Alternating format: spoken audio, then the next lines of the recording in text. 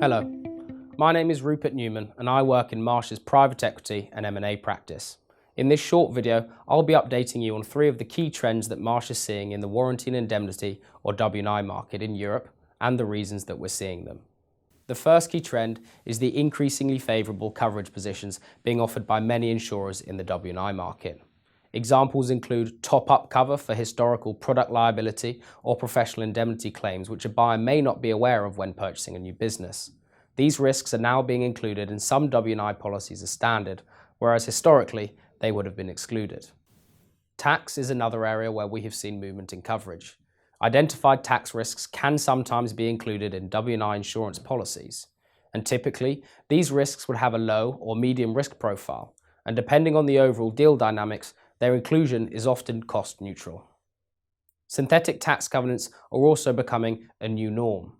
If used, they mean that the seller does not have to agree or negotiate a tax covenant with the buyer. Instead, the cover is agreed in a buyer-side policy and negotiated between the buyer, as the insured, and the insurers. The final coverage point I will mention is the broadening of cover in respect of anti-bribery and corruption, which, as you can imagine, is increasingly important given that the majority of M&A now involves cross-border businesses. The second key trend we're seeing in the W&I market is the increasing acceptance of a nil seller recourse structure. This means that a seller can cap its warranty liability at £1 in the sale agreement. And in 2017, nearly 70% of the UK transactions which Marsh placed into the insurance market involved such a structure. And what's really interesting is that this so-called lack of skin in the game is cost neutral from an insurance perspective. The third trend is the reduction in pricing over the course of the last 12 months. This time last year, typical premium rates for a UK operational business were around 1% of the limit of insurance purchased. Now, we can see this as low as 0.75% of the limit purchased.